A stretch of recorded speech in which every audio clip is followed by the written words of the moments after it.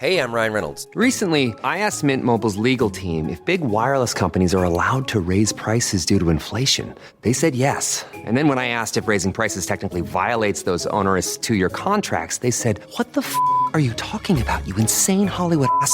So to recap, we're cutting the price of Mint Unlimited from $30 a month to just $15 a month. Give it a try at mintmobile.com/switch. $45 upfront payment equivalent to $15 per month. New customers on first 3-month plan only. Taxes and fees extra. Speed slower above 40 gigabytes. See details.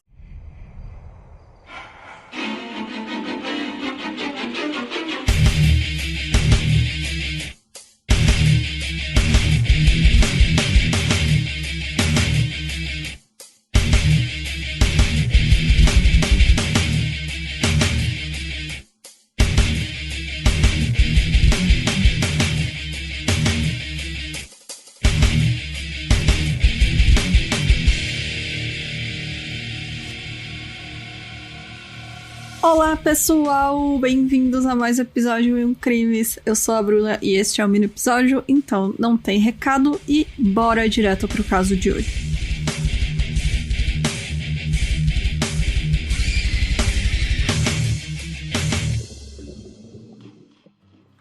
O Manuel Delgado Villegas, ele nasceu em 25 de janeiro de 1943 em Sevilha, na Espanha. A mãe dele tinha 24 anos quando ele nasceu e ela acabou morrendo por complicações no parto. E o pai dele era um vendedor itinerante, né? Então ele viajava muito e ele não tinha como ficar com o Manuel e a irmã dele, a Joaquina. Então os dois irmãos foram criados pela avó materna, que morava em Mataró. O Manuel e a Joaquina então cresceram no bairro de La Cireira, que era predominantemente andaluz, e apesar de frequentar a escola, ele nunca chegou a aprender a ler e escrever. E dizem que desde cedo na adolescência o Manuel também começou a se prostituir e se descobriu bissexual. Então, aos 18 anos, em 1961, o Manuel se alistou na Legião Espanhola, onde ele aprendeu muitas técnicas de combate corpo a corpo, incluindo o chamado golpe mortal ou golpe legionário, que é quando você acerta a laringe, né, o pescoço, usando o lado da mão. Sabe, tipo golpe de karatê, assim? Se a pessoa bate pra quebrar madeira. É basicamente isso pra quebrar a laringe da pessoa e matar ela. Então, isso se tornou um dos métodos favoritos dele pra matar, com as próprias mãos. E aí, depois de sair do exército, o Manuel se tornou um andarilho. Então, ele vagava pela costa do Mediterrâneo e também se envolvia em pequenos crimes como furtos e brigas. Ele chegou a ser preso várias vezes por conta das leis da época, né, que eram contra vagabundos e meliantes, que eles diziam, ou seja, né, voltada para prender gente pobre e pessoas em situação de rua. Então ele acabava sendo preso várias vezes por conta disso, por estar apenas na rua, nem era por ter cometido os crimes. Mas ele era liberado logo em seguida porque ele não passava nenhum tempo na prisão. Ao invés disso, ele tinha um comportamento muito estranho quando ele era preso, que acabava fazendo com que as autoridades enviassem ele para instituições psiquiátricas. Mas ele também não ficava muito tempo por lá, ele logo era liberado. E aí o Manuel começou a praticar crimes mais graves, né? A primeira vítima fatal dele foi o Adolfo Folch Montaner, de 49 anos, em 21 de janeiro de 64. O Adolfo era o chefe em um restaurante e ele foi até a praia de Garraf, que fica próxima a Barcelona, para pegar areia, que essa areia era usada para limpar a panela, né, arear a panela, utensílios de cozinha, né, da cozinha onde ele trabalhava como chefe. Então, o Adolfo foi lá fazer isso e aproveitou o tempo para dormir um pouco, tirar uma sonequinha, uma cesta, e aí ele escorou em um muro e dormiu. E foi ali que o Manuel viu ele dormindo e assassinou ele com uma pedra que ele pegou ali perto e atingiu o Adolfo na cabeça e matou ele. Então, depois disso, o Manuel revistou os bolsos dele, levou um pouco de dinheiro que ele tinha e também um relógio. A outra vítima conhecida dele foi a estudante francesa Margaret Helene Therese Baudry, de 21 anos, em 20 de julho de 1967. Ela estava hospedada numa pequena casa em Camplanas, que é um resort de férias que fica a mais ou menos 5 quilômetros da cidade de Ibiza, e ela estava acompanhada de um amigo que era norte-americano, um cara chamado Julius Morton. O Manuel entrou no quarto da Margarete sem ser visto e sufocou ela com um travesseiro. E depois que ela estava morta, ele esfaqueou ela nas costas com uma adaga e estuprou o corpo dela e roubou uma medalha que ela estava usando no pescoço. O corpo dela foi encontrado com vários hematomas e arranhões, e o amigo dela, o Julius Morton, foi preso e acusado do assassinato da Margarete e permaneceu na prisão por mais de 1 ano antes que a inocência dele conseguisse ser comprovada. Então, em 20 de julho de 1968, o Manuel atacou o Venâncio Hernandes Carrasco, de 71 anos. O Venâncio estava nas vinícolas que ele tinha no interior de Chinchón, quando o Manuel apareceu, né, lá no interior, e pediu por comida. E aí o Venâncio respondeu, olhou pra ele e falou assim, que ele era muito jovem e saudável, que se ele quisesse comer, ele podia trabalhar pra ganhar comida. E o Manuel não gostou dessa resposta, ele ficou muito puto, ele assassinou o Venâncio e depois jogou o corpo dele num rio. O corpo foi encontrado próximo de uma represa e a morte foi considerada como um afogamento acidental. E aí o Ramon Estrada Saldrich foi outra vítima, ele era um negociante de imóveis de Barcelona. Ele era cliente frequente do Manuel, que se prostituía, e o Manuel cobrava em torno de 300 pesetas por programa. Eu tentei mais ou menos fazer o cálculo ali e dizem que não dava nem 10 reais atualmente, 300 pesetas. Então, ou pesetas, não sei.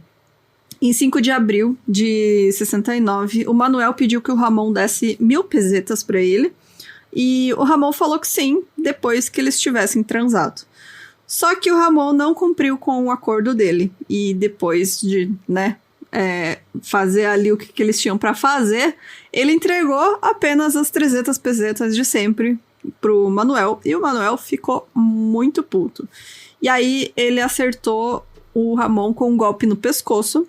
Mas o Ramon não morreu, ele apenas desmaiou. E assim que ele acordou, ele recobrou a consciência, ele começou a xingar o Manuel.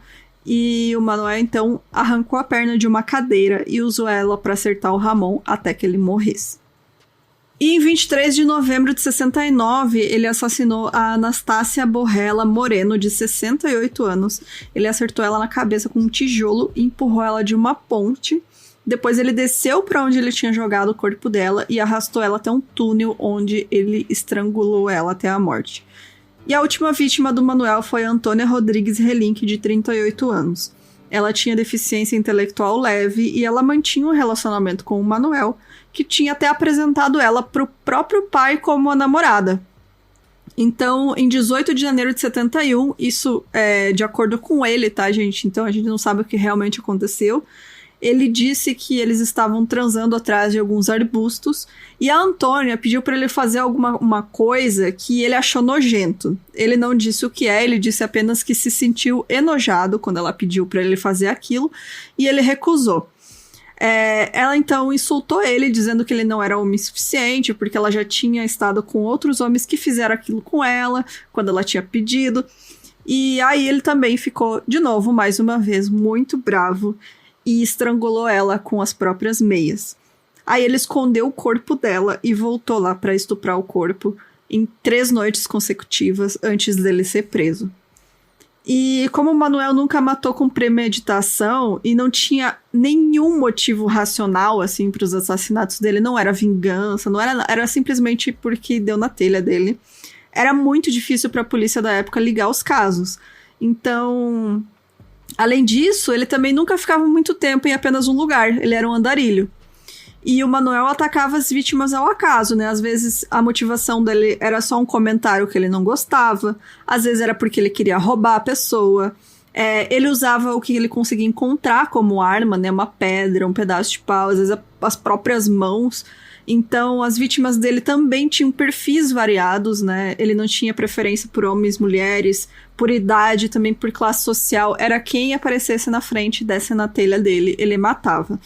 Então, assim, não se sabe ao certo o número total de vítimas dele, que pode variar de 8 até 48. Então, assim, a polícia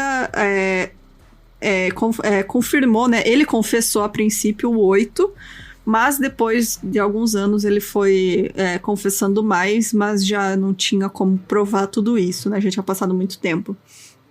Então, ele só foi pego depois do desaparecimento da Antônia, né, que era a namorada dele, porque ele tinha sido visto com ela em várias ocasiões. E aí, quando ela sumiu, as pessoas comentaram, não, ele tem o namorado dela, né, o Manuel.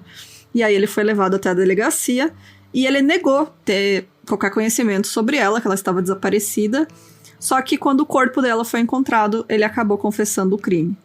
E nos dias seguintes, ele admitiu a culpa nos assassinatos de outras 4 pessoas, e ele foi considerado o autor de 7 assassinatos no total, incluindo 2 que tinham sido originalmente considerados acidentes, né, como o seu Venâncio, que foi encontrado no rio.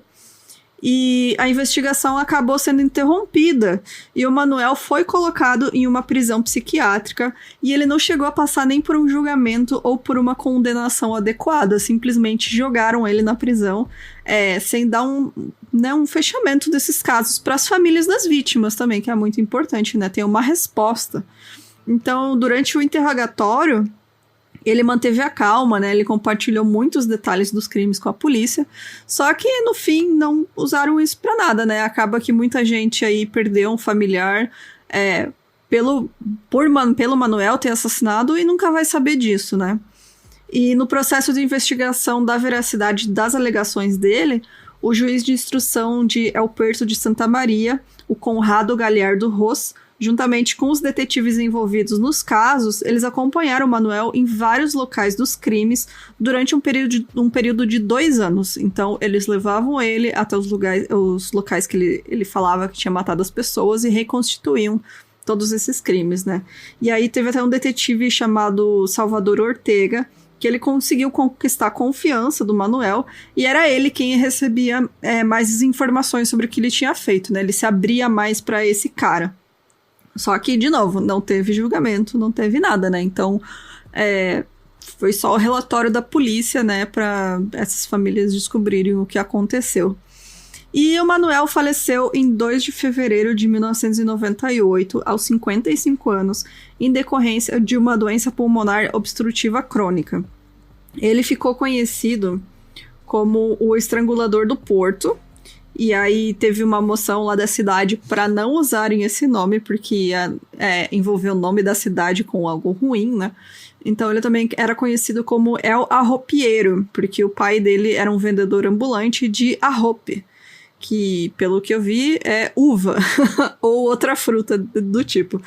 Então ele era conhecido como El Arropeiro.